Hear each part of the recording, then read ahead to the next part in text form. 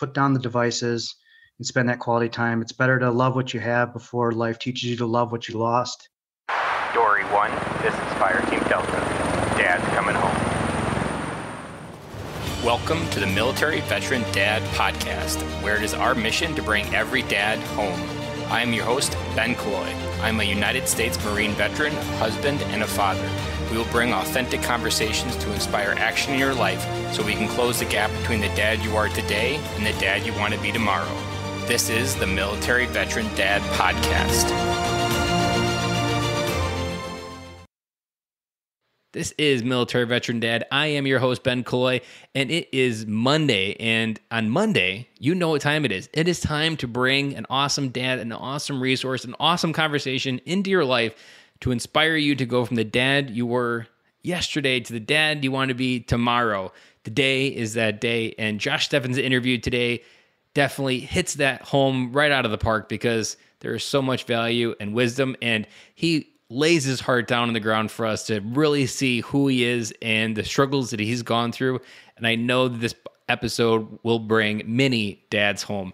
I want to talk about that for a second, to bring every dad home. It isn't something I've talked enough about in the podcast, and I'm going to start correcting that and starting with this episode and last week's episode, because so much of my podcast is focused on helping dads become better dads. But within that, within every conversation, within every word that I write on this podcast, within every resource and tool I bring to you guys to help you become a better dad, is woven into this idea that military dads struggle to go through the one thing that should be the best place we go through every day, and that's the front door to your home or the garage door to your home, depending on how you go into your door. That door often represents the scariest thing that military dads walk through. We've been to war. We've stared down Afghanistan and Iraqi soldiers, and yet that door still scares us to death. There was a dad that I talked to a couple months ago, and he described that he felt like he lived in Afghanistan and he was deployed to Texas. Think about that for a second, that he actually felt more at home in Afghanistan and that he felt more comfortable in Afghanistan.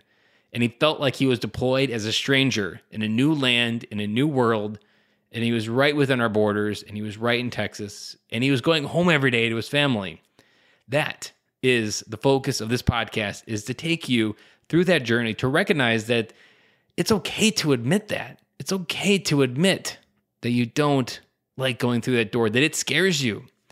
And I know you're not told that it's okay to admit that something scares you, but in this podcast, the conversations we have, it is safe to admit that something scares you. Because if you admit it, especially out loud, find another brother to admit that too. Because when you give words to a thought, you then can do something with it. As long as that thought stays in your head, you come to crazy conclusions like your family is better without you.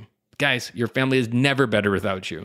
And until you exercise these crappy thoughts that you have and give words, give oxygen to them, it's going to be a struggle for you to move through them. And that is the focus of this podcast, because so much of this mission is focused on that one goal, to get you to come through that door and recognize the best thing, the best transition you have is waiting right there, to go from the person you are at work to the uniform, whether you're a veteran and maybe serving in the corporate world, wherever it may be.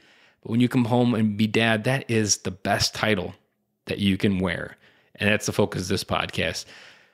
Let's get focused on Jeff Steffens. Josh is a passionate father, veteran, and a business owner. As the CEO of owner Hollywood Powder Company, Josh has spent the last 3 years building a highly regarded brand. Josh and his team are focused on delivering high-quality products to hardworking men and women just like you. In Josh's current role with Hollywood Powder Company, he focused on emerging markets growth and places a large emphasis on customer satisfaction. Throughout his 15-year tenure with the Wisconsin National Guard, Josh has built a reputation for developing service members both personally and professionally.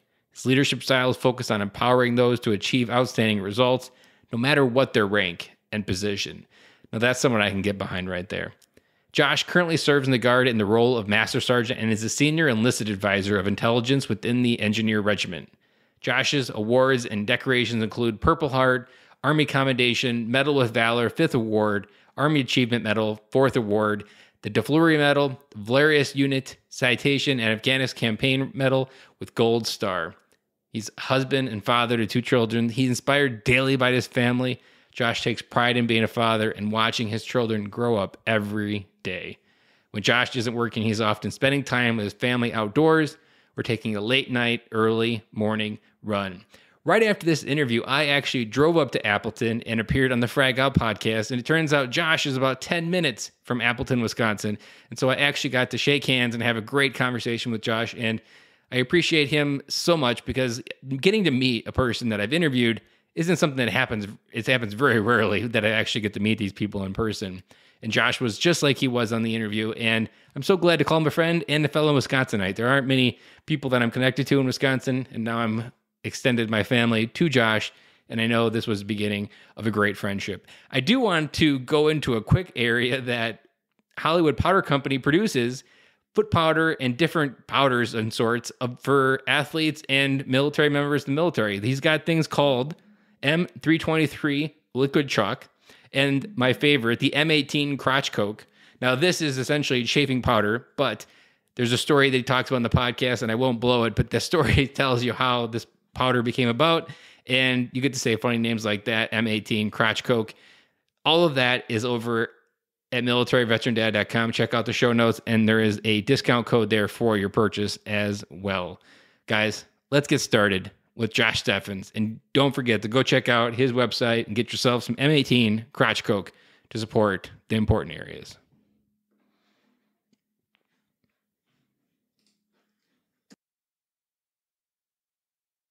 Welcome to the podcast, Josh.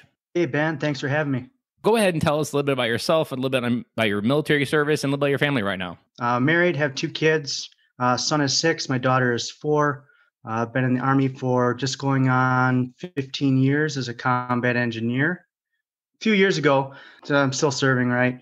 And being an engineer, we're often, a lot of times, right there with the infantry. So we do a lot of mobility and counter-mobility operations. So a lot of time on our feet, living in the field. So came accustomed to living off of like baby powder showers, no running water, things like that. I ran out in the field once during a long exercise. I was chafing really bad between the thighs, just horrible. I'm like, I'm never going to run out of this again. I picked up one of my buddy's bottle of Gold Bond. I looked at it, had 2 ingredients, talc and fragrance. I'm like, well, how hard could that be? And I said, well, I'm just going to buy the stuff myself. And looking at talc is pretty cheap in general. There's nothing really to worry about there. It just, as I was looking up talc prices to buy it in bulk, it was like a lot of articles about possibly causing cancer and different things like that. That was a no-go right from the beginning. Through a couple of years of just trial and error and trying a couple different types of ingredients and mixtures, came out with something we liked. And the guys I was serving with at the time were kind of the guinea pigs and were able to try it. And then from there, it was just, they were the ones that kind of pushed, saying, hey man, you gotta sell this. This is better than baby powder. So if it wasn't for them, I wouldn't be here. That's always the best kind of inventions, where it was built out of necessity and you're already very close to the marketing of who actually needs this to benefit from it. What do you think a lesson is from that whole experience that you weren't expecting to find? Like, what did you grow towards that maybe you're like, wow, I didn't really expect to have that happen? A lot of times we feel like we're prepared for things, and especially in the military environment, you have a bag, and there's certain things you need to have in that bag. That was one of them that was never really, that was something I had, but it wasn't like that is no BS, something I need to have. Like I can't live without it. Once you get hit in the face pretty much, or hit in the groin with not having it, it's like, well, that's now I'm going to put that a little higher on the list, and now I know why. When you think about going through what you went through with that entrepreneurship and just serving all in general, where do you see your life going on the other side of serving now? That's a deep question. On the opposite side of serving, so I have about 5 more years in this contract to then hit my 20. And I might go past 20. I might serve a little longer. But obviously, our big focus right now is just growing the brand, growing the awareness, and keeping the family life happy as well too. So it's your idea to go all in on the idea as well, just on the other side of transitioning. Right. Well, the luckily thing too is, since I'm not quite to that transition point, I kind of have something that I'm working towards and working with. Because transitions are pretty tough, and we've heard it time and time again from guys coming out, active duty guys, that they come back and then they're just like, well, what do I do? Let's do a little bit of time travel. Let's go back to what brought you to the Army. Oh man, I think it was seventh grade, sitting there watching the towers come down was kind of the one thing that solidified making me want to serve. And I think deep down, you don't really realize it, because at the time it's not like, well, I'm going to go serve. I'm in middle school, but to see the nation kind of come together after that, and it's kind of always in the back of your mind, and then fast forward going through high school, we're still in Iraq, we're still in Afghanistan. Needed kind of a purpose and a direction, maybe an azimuth and a compass, and that's kind of what lined me into it. It's a very common reason. I don't know if anybody's ever answered it from the 9/11 point of view. I don't know if we've had any dad talk about it that way. When you started figuring out, when you joined and you started becoming who you are today, is there any advice that you wish you would have had going back? Luckily, when I enlisted, I was 18, and fast forward to now, with a couple deployments. When I was deployed, I didn't have a spouse or children at the time, so my perspective there was totally different. And then you look at 2020, my unit got called up in March to be on the front lines of kind of like the COVID response, and I spent 6 months away from the wife and the kids, and we were told pretty much, hey, you've been exposed to potential people with this virus, so you can't go home.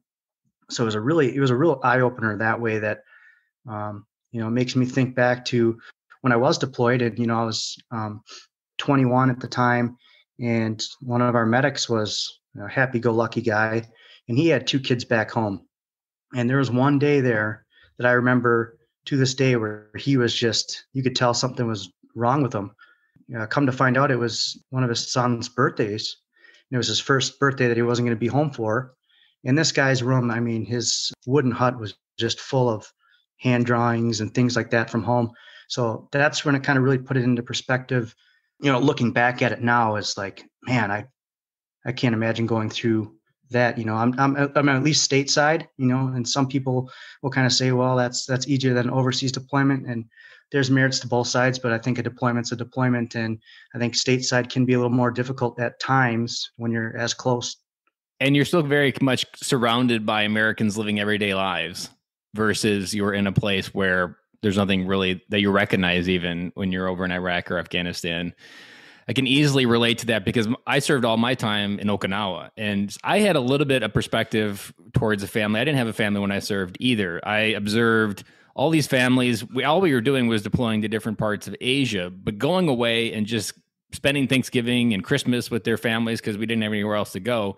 I just got to observe. I got to get connected to their families. And for me, I don't really think I really knew compared to what I know now, but I knew that I was like, that wasn't what I wanted for my family. And so then I almost paused my life to start my family or even look for a girlfriend at the time until I got out of the military, because I just didn't know. I knew I didn't want to have that be a part of it, because and you kind of got a witness to it when looking back, that's essentially what you sign up for, but no one really tells you that when you start a family or when you get deployed.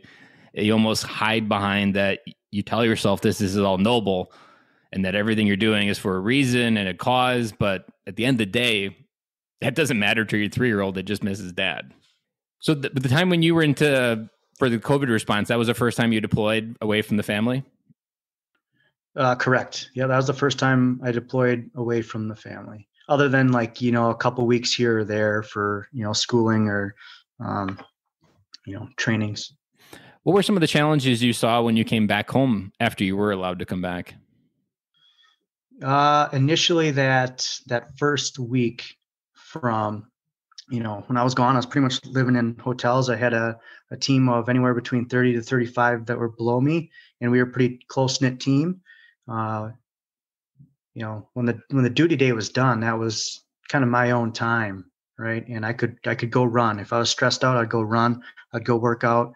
I'd read a book. That's my time. And then you come home, and I have a 6-year-old and a 4-year-old, it's very important. Like that first week was a little difficult, honestly, to get back to their level and understand, hey, I need to function as a parent now too. And there's certain things that you leave your spouses behind, and they're taking care of, getting them ready for school, doing all this different things, Sunday school, Girl Scouts, Boy Scouts, and you come back and you're like, I don't know how you did it. So that initial week was a little bit of just shock and awe. Then after that, it was just, how can I help out? How can I contribute? Most Americans, only part of coming home they see is all the videos of dads running in, meeting their kids at school, getting the big hugs. And that's usually where people stop seeing military family members get reunited. But that's only the beginning. Like that, once that honeymoon phase is like what you ran into, the integration part where you realize that your family learned to do every day without you. And there was probably a lot of feelings of, I'm not even sure they need me because they were working fine before. And now I kind of feel in the way. Did you feel kind of in the way when you came back? Or was it one where your wife was just happy to have another person that could help out? A little bit of both, honestly. For me too, it was kind of, I used to get up really early, and sometimes when I can't sleep, I'll run in the middle of the night, or I'll work out in the middle of the night. It was to the point where I wouldn't say it was like a depression, but it was like I almost didn't want to get out of bed. Avoidance, maybe. Yeah, a little bit different of a stressor. Like I said, it took about a week to get into a decent rhythm. Part of it too was just I wanted to catch up, and I want to know, like, when I left, my son loves to fish. When I left, he couldn't cast an open face reel. I came home, he's casting in the backyard. I'm like, that was an eye opener. I'm like, so and he's so passionate about fishing, and my daughter's speech has came such a long way that I'm like, now I'm just so fascinated with, like, I want to catch up, and I want to get back kind of that time I lost. And the part that you're talking about there is recognizing that time passed. And the way I always explain that when time passed, when you're gone, is treat like a time credit card, that when you're borrowing from that credit card and when you're back, it's important to repay it with interest, because as long as you pay it with interest, you can get back to a place where everybody's okay with where everything is at. But if you come back and continue to borrow it or run, or say, instead of trying to re-engage the family or even recognizing it, there's probably a lot of military men out there that just continue to hide at work, that they come up with reasons that their command needs them to work late because they aren't comfortable going home, because they don't feel welcome at home, maybe, or that's what they tell themselves, is they don't feel welcome, even though that's probably not a true thought if they were to actually speak it out loud.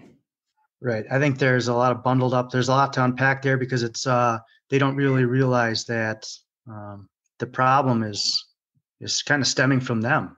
Been in those shoes too, where I've decided I'm going to bury myself in work just because, heck, that was a tough one last night, and it's kind of, but you got to identify that, and you got to come out from it, and you got to have those discussions, because like you said there, just because you feel that you're maybe not needed, or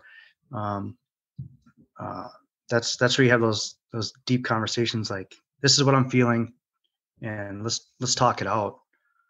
And even just there, right there at the end, talking it out, there's something that, working with so many men, like, I always ask them, because I kind of have like a spider sense for when there's maybe the first time they've ever said something out loud, like, maybe I'm a bad husband, or maybe I'm a bad father. And speaking truths to those words when they've only been thoughts, like, there's a huge relief, because then you're just kind of accept it, and you can, like, okay, I can objectively look at that, I can work on it. But until you speak it into words, like, you can shape that lie in your head in so many ways. And this is ultimately what creates the worst case scenario in families, where the dad comes to the conclusion that he's a burden and physically removes himself by taking his own life. It's because those thoughts just grow and grow, and they get louder and louder. And the moment you say them out loud, then you can do something with them. You can say, like, well, that's a dumb thought, I can get rid of that and throw it out. Or, like, this guy has the same problem as I do. What was I telling myself? I'm not the only one feeling this way. Right. The best thing you could do is just, because typical male, right? You don't want to ask for help, especially you don't want to get help from another male when, there's plenty of things out there to help. You just got to ask. You got to ask that question, right? Even if it's asking yourself that question. But those thoughts too of, like, people that take their lives, that wasn't something that happened overnight. That was something that built and built and built, and then it was they felt that was the only option or the only, available solution when, it creates this void on the back end. And, you'll hear some people too say, well, it was a selfish thing. And yeah, it kind of is. But at the same point, when you're constantly suppressed and, it's like the one analogy I remember hearing years ago was this was almost like as if you're drowning and you're underneath that kid in the swimming pool, under that rubber raft, and you're trying to like push your way up, and you can't. And then finally you just, enough was enough. And it may be a selfish thought from our perspective, but the part that I've learned is I've interviewed dads that have tried taking their own life and failed, or they got their lives were saved, or on the other side, I've talked to spouses. The part that I've come to realize is to them, it's the most logical conclusion and thought that they've ever had. Like they've spent so much time thinking about it. It's just like you putting on socks. It's very rational. It seems like the next step. It seems logical. And it just seems like this is the way it's supposed to be. And that's why it's so important to speak it, because once you speak it, the rational part of your brain can kick in and be like, that's not a good thought. That's just you continuing to think in your emotional part. And then you can objectively be like, that's not something I want to do. Yeah, no, absolutely. Not everything in life is rainbows and unicorns.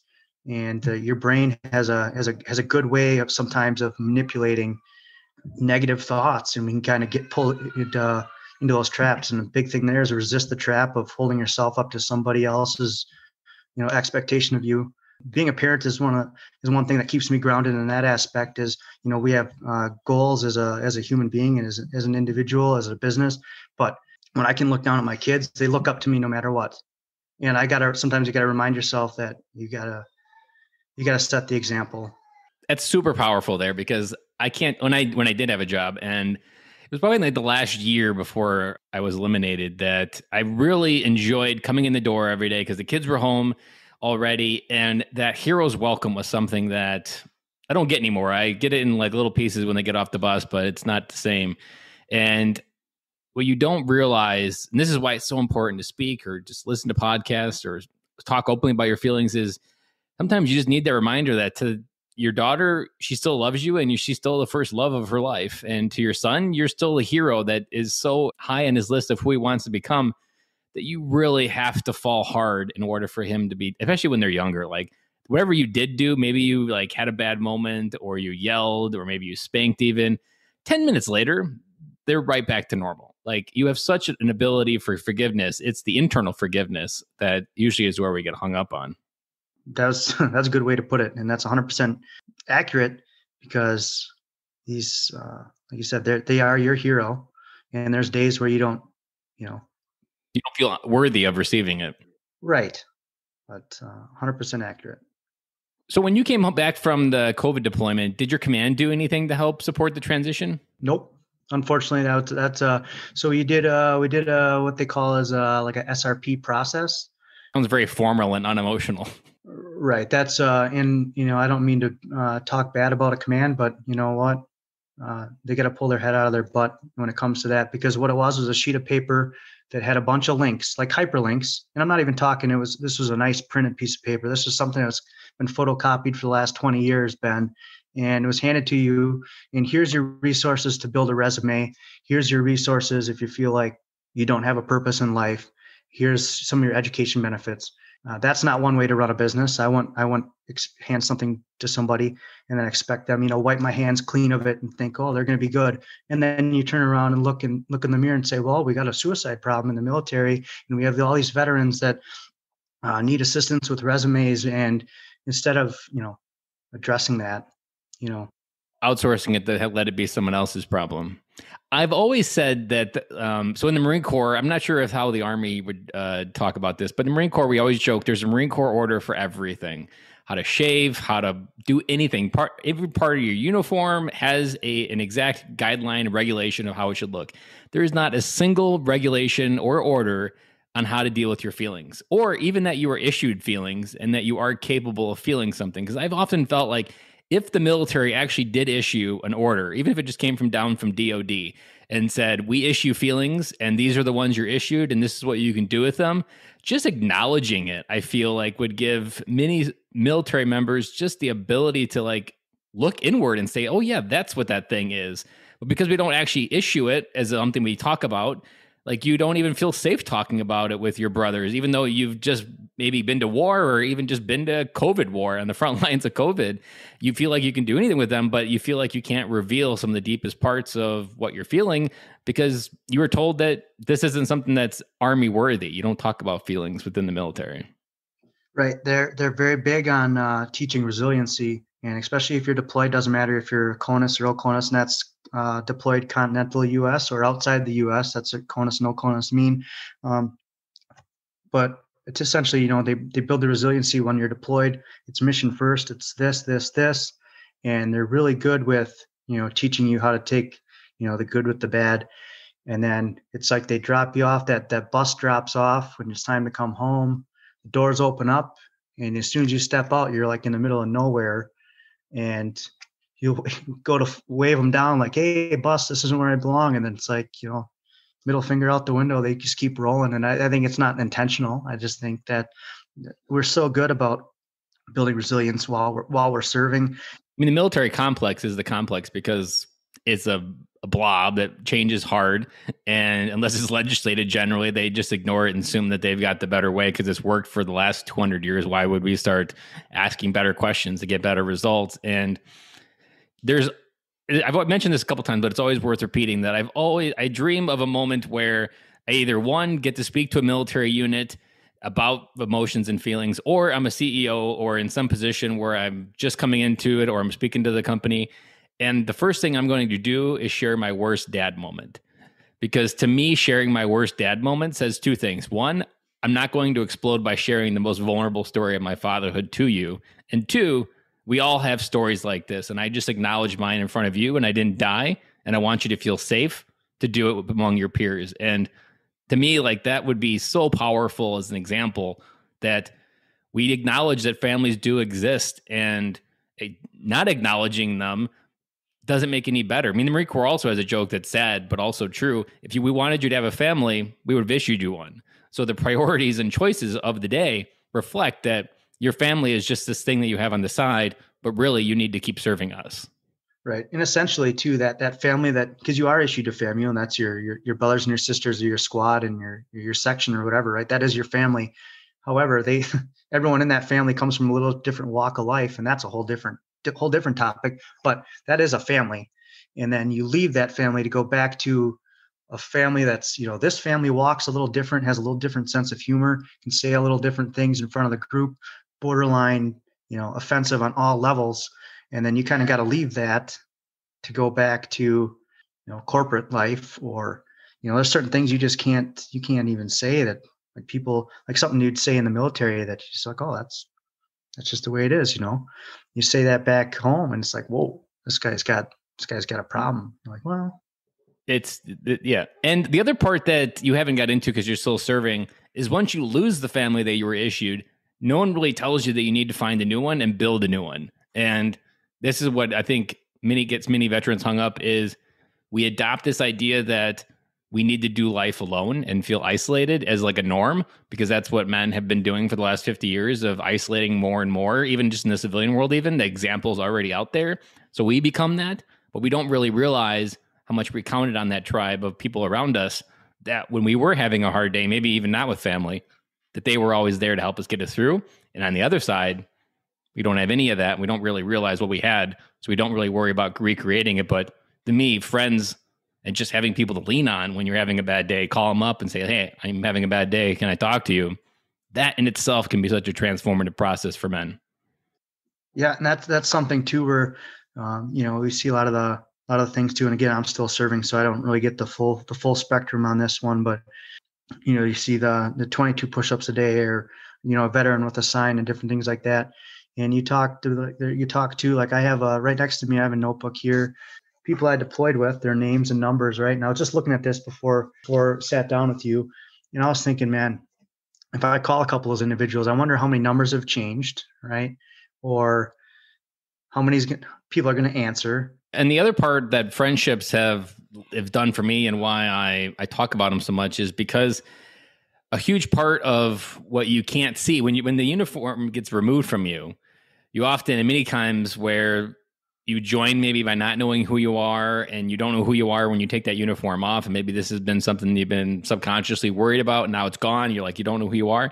Friends become the mirror for the things that you can't see, because all you see is this empty vessel that you don't really know. It's just going through the motions of life. But friends can remind you, like, man, you're a really cool dude. And you're like, and your part of your head's like, why is he saying that? I don't believe that. But he says it. It's most likely true. It's just your internal talk that comes up with BS reasons why it's not true. Me being here and hosting this podcast 5 years ago became fruition because I said hello to dads at the park and started having conversations. And that little process for me, like that single hello, got me to the point where I saw all this value that I wasn't honoring, and then decided to start a podcast and bring it to the world.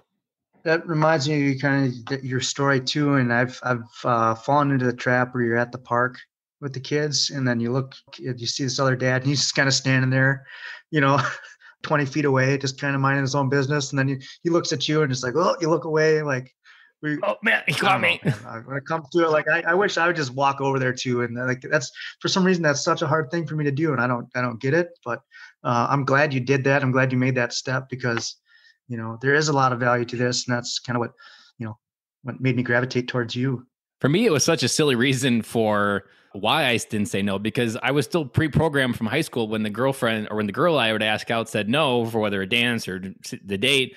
Like, that feeling of rejection was subconsciously like showing up in a whole bunch of different areas, where I was like, I don't want to go up to him, because if I say hi and he rejects me, like, what do I do then? Like, that's awkward. Or I deeply cared way too much about that rejection, because I'm not going to die. I'm not going to explode. Like, he's not going to make my life worse because he said no. And the crazy part, this is the craziest part when you say hello, and why you just have to say fuck it and do it, is because you quickly find out you are both eager to talk to each other. You're both just playing chicken, waiting for each other to go first. Like, that was apparent in the first 4 or 5 dads that I talked to. Every one of them was just as eager to say hello. We were just both operating on this BS code that men don't talk to each other at the park. We don't network like moms do. And I was just at the sledding hill maybe last week, I think, with the kids, and it was weekdays. So there weren't that many people there, and there was a dad there with his kids.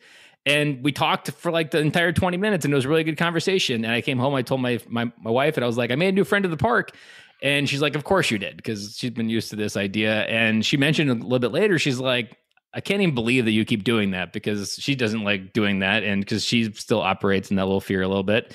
But man, when you get on the other side, like, there are so many random places. Like, for me, it was a sledding hill that day. And in the world of everything Corona and being a stay-at-home dad and isolated up here in the winter, God, that conversation was all I needed that day, because I felt connected outside myself, and just felt amazing. Yeah, no, that's something I should work on, grabbing the stones to do, because even I picked up my daughter yesterday. I mean, the fact that you did say you don't have the stones to do it is almost like, really? Is that something I really want to hang my hat on? Oh, right. No, it sounds so like weird. Yeah. It's also weird that it sounds weird. Like, it shouldn't sound weird. Right. No, I picked up my daughter yesterday, and there's another dad there, but usually, when I don't pick up my daughter too much, but when I do get a chance to pick her up, it's usually a bunch of moms out there. And like you said, they have no problem. Like, they are chatting. They're chatty Cathy's to each other. Right. And then it's just me and this other guy just standing there, like, my hands in my pocket. I'm looking straight ahead. I'm not looking at anybody. Like, and I keep falling into that trap. Like, I still fall into it. I feel like in the dad, when they're with their kids, I feel like that's my best moment. There still are a few cases where, if I'm maybe at a conference, or if I'm in a place where I feel out of place, and I feel a little bit weird where I'm still having to work. But airplanes, I'm really good at. I've had really great conversations, even with Marines that I've said hello to, and I'm like, oh, you're a Marine, and we talked for the entire plane ride. Like, I could have sat next to a Marine the entire time without saying hello, and missed the opportunity. My favorite question, it doesn't maybe work because where the kid's age when they're at preschool, because they're all the same age, but at the park, the question that I always ask that works every time, they don't even know what's coming, they answer without even thinking, is you just say, how old are your kids? Because you quickly find a place of talking point, and then you start comparing notes, because you tell them how old your kids are. And every conversation is always, I think even at the sledding hill, I use that. And it just always works. They start talking, and next thing you know, you've got a conversation going. And they don't even know what really happened, but you both liked what happened. Right. No, I like that, and I'm gonna write that down because yeah, maybe not work with them, but I mean, maybe they have more kids. Who knows? They have more kids, or that would be another good thing. Or how many kids do you have? Or because what I find that most men like that I talk to that maybe are in the moment where like they wish life to be different, like they have the consciousness to realize they want different, but they don't really know how to do it. Most of them, they just need to be heard. And when you give the gift of a dad being heard, whether maybe they share something really heavy they're having that day, or they just get to have a light moment with you about maybe the sports or a football game the weekend before, there is just something powerful when another dad gets to be heard, or and when you give that feeling away, like you and yourself also feel good because you helped another dad maybe feel something that he wasn't really capable of feeling. And he's like, wow, did that just happen? And you know what? It really is the harder part. Easy part is hello. The harder part is, hey, what's your number?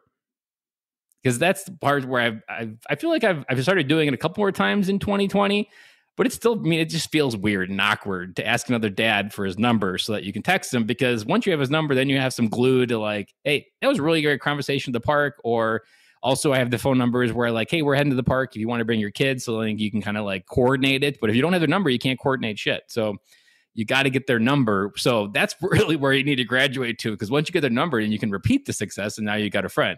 But if you don't have a number, you just have a random conversation in the circumstance of the universe. Right.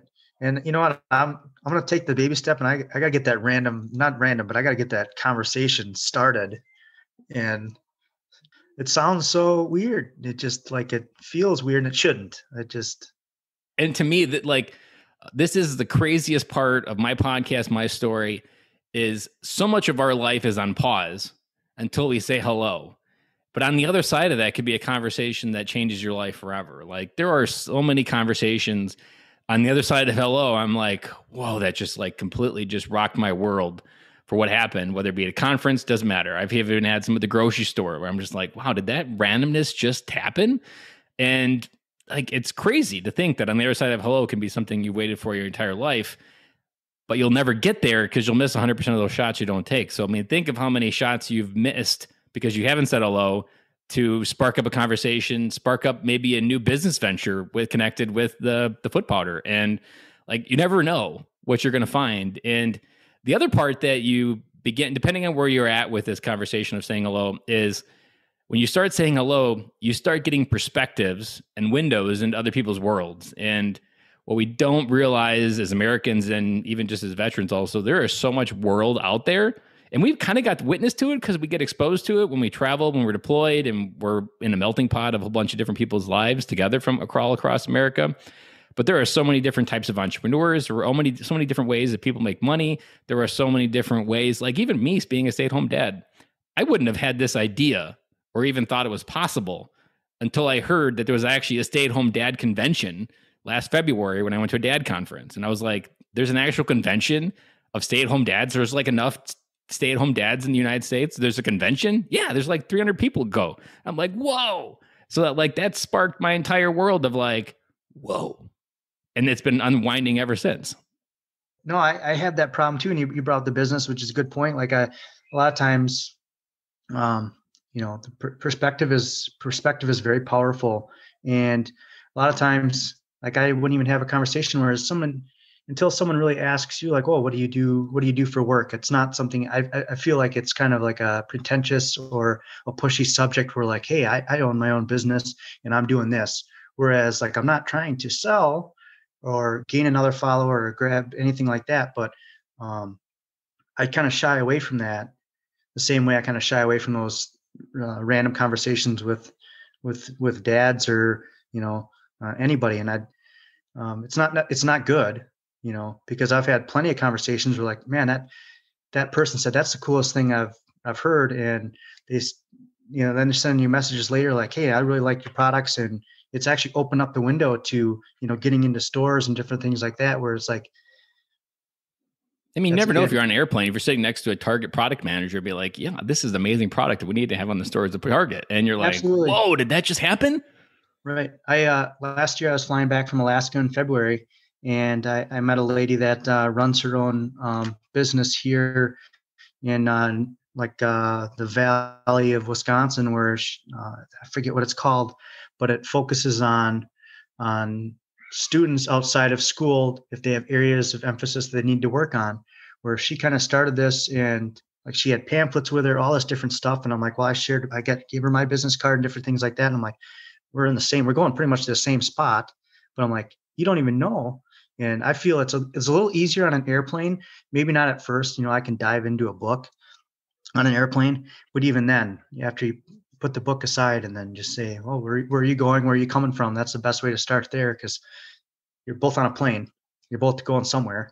You're both going. So I've had a lot of moments where I could have read a book. I've even interrupted people sitting next to me that are reading books. I'm like, I could just let her read her book. Maybe she just wants to read her book. And I'd be like, you know what? Screw it. I'm saying hello. And then we talked the entire plane ride. I was so unaware of the plane ride. I didn't even know we had taken off and landed until the bounce. Right. I'll see somebody, like I'm really big into like astronomy and physics. And I saw a guy he was reading Einstein's General Book of Relativity. I'm like, he was sitting right next to me. So I'm like, well, we're going to put this book down and we're just going to talk some gravitational waves and stuff. That reminds me, I was on a flight to Florida, and I was on this flight because I'd actually missed my first flight out of Chicago one time. So I had to get rebooked and take off later in the day, and I had to get connected. I missed my nonstop flight for a connection in Miami that I had to go through, and it was like 10 o'clock when I was changing planes in Miami. I got to sit next to this guy that works at Los Alamos Laboratories in New Mexico. And that was, I don't know whether it was fully true. Maybe he didn't work there, but he had some really good stories that really entertained the flight. That would have never happened if I didn't talk to him. And the craziest conversation I think I've had was I was on the way back from DC from that dad conference, and CPAC had just wrapped up. And so there was a bunch of college kids coming back into Milwaukee. And I sat next to one of them, and I was just kind of having a conversation with him. And I feel like in this case, it was a real stretch because, he's 22. So like a 35-year-old at the time trying to talk to a 22-year, we have nothing in common really. So I was really on the threads. But he started talking. He was going to become a surgeon, different things, and what he was doing there. And I tell him my story. I talk to him. I even tell him he should start a podcast. And turns out after we get to the gate in Milwaukee, there's this veteran sitting behind me listening to the conversation the whole time and hands me a card that he works with homeless veterans in Milwaukee. And had I not had the balls to talk to the college kid from that was 22, this guy behind me would have never even heard me say anything about what I do. So there's actually an entire degree that you don't even know it could happen by opening the conversation. Because to me, that kid had never done anything with my life since that conversation. But the guy behind me, there's more likelihood that something in the future is going to happen because we exchange contacts and we email every other month, maybe just checking in on each other. It's super, super crazy on the other side of hello. And you're kind of cementing it for me that that's just something I just need to maybe pull in and just, take those baby steps. Maybe we're like, you know what, I'm just going to make one random act, and I'm going to go to the grocery store and I'm just going to strike up a conversation. That's my goal today. Outside of business, that is my goal. Or go to the gym and, I don't talk to anybody at the gym. Get in, get out, done. And maybe just, check box, say hi. Even at the grocery store, I always do the grocery shopping, so I always know where everything is in the store. I've got pretty much the store memorized. I can even tell my wife when her friends ask, "Where'd you get this?" I'm like, "It's aisle 22. It's on the left-hand side." I've got the whole store memorized. I've been doing it for years. So I just randomly walking up to lost people and be like, "What are you looking for?" "Oh yeah, it's over there." And or if I see them, there was one random moment, someone was looking at the sour cream for 2 minutes. And I was like, you just need to buy the 8-ounce ones, because when you buy the 8-ounce ones, they last for 3 months. They don't go bad. You open up what you need and you've got more than enough in there. And it's 50 cents. So you're not actually buying a bulk to save money. And any dad listening to this that finds moments where they're a little bit scared to say hello, generally from a subconscious point of view, there is something in your shadows that you're afraid for them to see. And you're probably not even maybe acknowledging as well in this case that there's something that if they see this, man, I'm going to be very naked, even though you're not naked, you're still wearing clothes and you're still who you are and you're still the exact person you were before that. But there is still something below that where we wear these masks. And if we say hello to this dad at the park, he might see what really is behind that mask. And that sounds really scary. Yeah, I think that to me sounds more logical than, I'm not a person that's afraid of rejection. And, I've been rejected hundreds of times, even in business. I get rejected, but then for, 5 no's, I get 6 yeses or 1 yes or whatever. I'm still moving forward.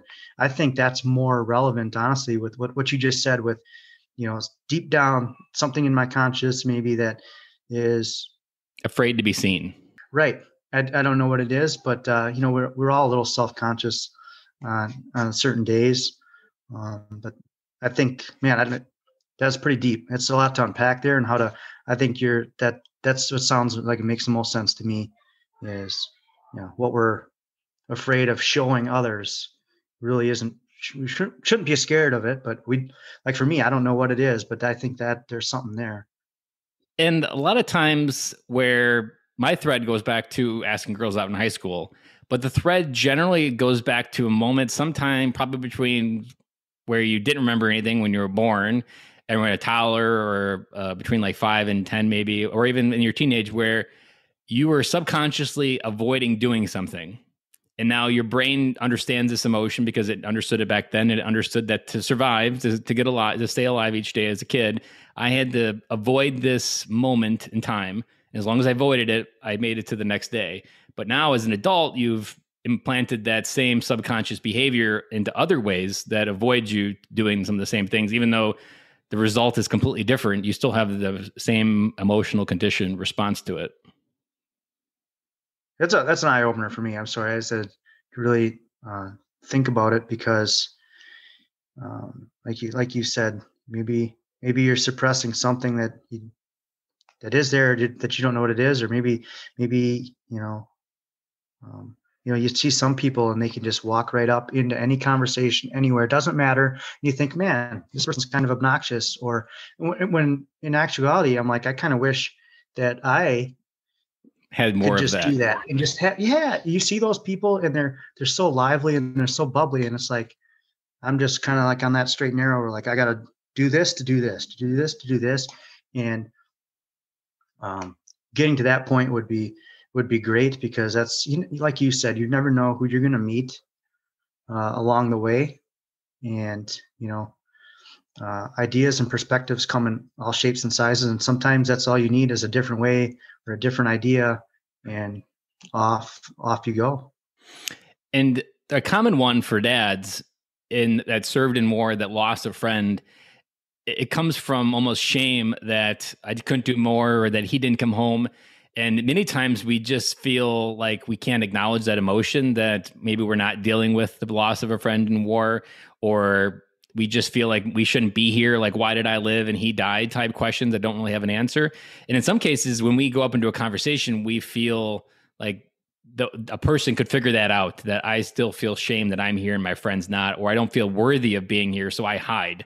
Because it also happens, it's not so much related to a consciousness of it for me, but I know that when I get thanked for my service, I get very uneasy. Like I don't feel worthy of a thing, because from my perspective, I didn't do anything special. I sat in Okinawa, fixed generators, and did my thing.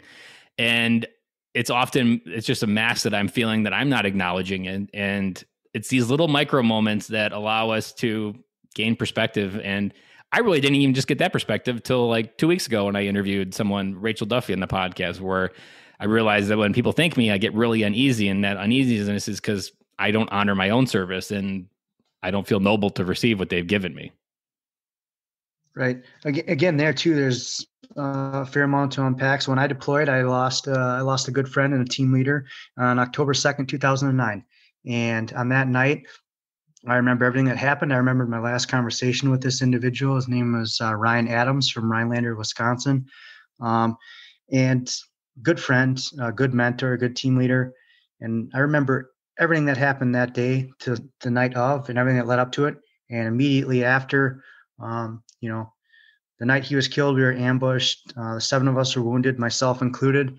I didn't even know I was wounded. I felt like my pants were wet, looked down, caked in blood. And it took me, probably a week before I could sleep. I just couldn't sleep. And I wrote letters back to the family back home. And I get back home, and, it comes back every year, where it's not so much flashbacks now, but it's like, I still remember everything that happened and everything that I saw. And when you talked about like honoring in service and something that you didn't really feel like you were honored in, like when I came back, it was like I just wanted to mind my own business and not talk to anybody. And I felt the same way when somebody thanks you for your service, and I still honor my service. But when somebody else thanks you, it's kind of like you get this guilty subconscious thing where, like even for your shoes, you say, well, you were in Japan or Okinawa and you did fix generators and whatever. But how cool is that you were able to uh, sign up when there's individuals out there that wish they could serve and just can't. But not only did you sign up, you completed your training, you completed your time, and you came back. And it may not seem like much to you, but that could be to that person that couldn't serve. That's where they get that, that's why they're thanking you. And maybe it's their father, maybe it's their grandfather they lost. I still feel the same way though. I get that uneasy, kind of conversation. Like my grandfather passed away. He was in the Marine Corps. I didn't even know he was in the Marine Corps. I found out in his obituary. So that is an odd place to find out that he served. Right. Well, one, thank you for sharing what you opened up there, because if any dad listening to that and has a similar story, you just created a door and a window for them to maybe get some oxygen for the first time through a window, or if they're ready, even the door to acknowledge in a similar way what you just did about your friend. And did your friend, did he have a family? No, well, he has a sister, so but he didn't have any kids? Parents, correct. No parents, no spouse. The best advice that I've heard because the thing is even harder when he was a dad, especially maybe in the case for the corpsman. It was Army medic, Army. And when that moment where they don't get to come home and their kids never get to see their father again, the frame of reference that I've kept in my heart when I feel lazy, even though I didn't lose a friend, but I still feel like I need to honor the people that didn't come home as well, is that they didn't come home so you could go home and be the best dad that you could be. And the best way to honor the life that they give you by being here and their life no longer is to love your kids 2 times as much, because they don't get to hug their kids anymore and their kids never get to feel their father's love again. And you do, which is something I remind myself consistently of. When I'm in a bad day, I'll just really receive a big hug from my 4-year-old. And sometimes that hug can just change my entire emotional state, because I receive it for many of the dads that don't come home and for myself. And it's that feeling and acknowledgement that I get to feel this, and I'm doing everything that I'm doing for not just myself, but the people that didn't come home, because they don't get to see their kids and their kids don't get to see dad anymore. Yeah, it's a totally different realm there, because you open up another can of worms. Like, we talked about, mental health issues, and, there's plenty of dads out there that have, taken their lives. And then you kind of look and say, man, you're not going to have the opportunity to walk your daughter down the aisle. And a lot of times in life, we take things for granted because we're not guaranteed tomorrow. We're not even guaranteed the whole day. And it's so easy to fall into that trap where you're, guaranteed it, but that's a tragedy, And anytime I'm just not, the advice really came, or the perspective really came to me. There is a big podcaster, started just at the right time, John Lee Dumas. And he told a story that he was an Army cavalry officer, I believe. And he lost, I believe, 4 or 5 soldiers in Iraq. And when they came home in Dover, he put their hand on their coffin and said, I commit to live a life worthy of the sacrifice and the gift that you gave me to come home. And I mean, the guy lives in a mansion in Puerto Rico, making $1 million a year podcasting. He has created a huge legacy that lives up to the lives that they never got to finish. And to me, that's ultimately at the core of what I want to do with this podcast and anything else I put my mind to, or my family even, that I owe it to everybody else that didn't come home to create something worthy of the gift that they gave us all. So as we wrap up this podcast episode, what is a parting piece of advice that you want to leave every military dad from maybe either a moment of what you did in the COVID deployment or coming home from that, or just really any moment? And you mentioned before we got started about putting your iPhone down and getting electronics, getting connected. So maybe it's connected to that, but I'll give you the floor to gift a piece of advice that every dad needs to hear. The biggest piece of advice I give is quite simple, and it's something that is more relative now than ever before. It's something that I have to, at times, listen to my own advice. And that is, we need to put down our devices. We need to make that time and spend it with our loved ones, whether it's your sons, daughters, or just your significant other or your friends. Put down the devices and spend that quality time. It's better to love what you have before life teaches you to love what you lost. That's the biggest thing, is we got to put down the devices. And I could do that. I got to tell myself, I've had the wife tell me multiple times, hey, we got to do it. One other piece too is just resist the trap of holding yourself up to somebody else's definition of perfection. We all have places we want to be. That's what I have for advice. I love that. And I hadn't heard that said that particular way about love what you have before you have to remember or grieve what you've lost. And that is, wow, that's powerful, because so many people out there have lost something and it's always too late. And one of the things that I was thankful enough to be aware of early on is, like you, our kids are young. And I realized something very quickly, that these are the years that every dad wants back. When they're 50 looking back, it's the ages between 0 and 10, when you're the hero, you're the center of their attention. Every day they want to do something with you. That day is going to be gone, and no one's going to tell you when it was the last day they wanted to play trains with you. And you got to make sure you're present for all of them, because one day it's going to happen. And you're like, a lot of ideas that or men I've heard talk to is they're like, well, if someone would have told me that was the last day yesterday, I would have paid attention. Well, no, it doesn't work that way. You have to be there for every day, because it's just going to happen. And just like that, your kids are going to walk. Just like that, they're going to start talking back to you. Just like that, they're going to want to play with you. All these different things. It's really powerful advice. So I really appreciate I appreciate this episode, because we went into a lot of different areas and some deep areas. I'm pretty positive we brought a lot of dads home with this episode because of how you opened and shared your heart. And like I said, one man's story is another man's door. And you brought that today, Josh. So I am so thankful that you came into our life and willing to come on the podcast and share it. For the listeners out there, where is the best place to get in touch with your foot powder so that they can get in touch with how to have better feet in the field? Yeah, thanks, Ben. It's been an honor to talk to you today. Again, we've been a big fan. So again, my name is Josh Steffens. You can find us at hollywoodpowderco.com. We sell foot powder, body powder, and gym chalk. My email's right in there. There's an about us, talks about myself, Nick, Levi, kind of the story behind foot powder, because it's weird niche to be in. And we kind of attested to like the backstory in the beginning here. But yeah, feel free to reach out there. I have my number on there as well. So if anyone wants to text or call, sometimes texting is easier. I get that. I'm always open. All right. Well, I'll make sure all of that information is in the show notes. So if you liked what Josh shared with us and you want to get in touch with the foot powder, the chalk powder, and what was the third one? We sell foot powder, body powder. Powder. Yeah, pretty much. It's pretty similar. Different things, like it's marketed a little differently.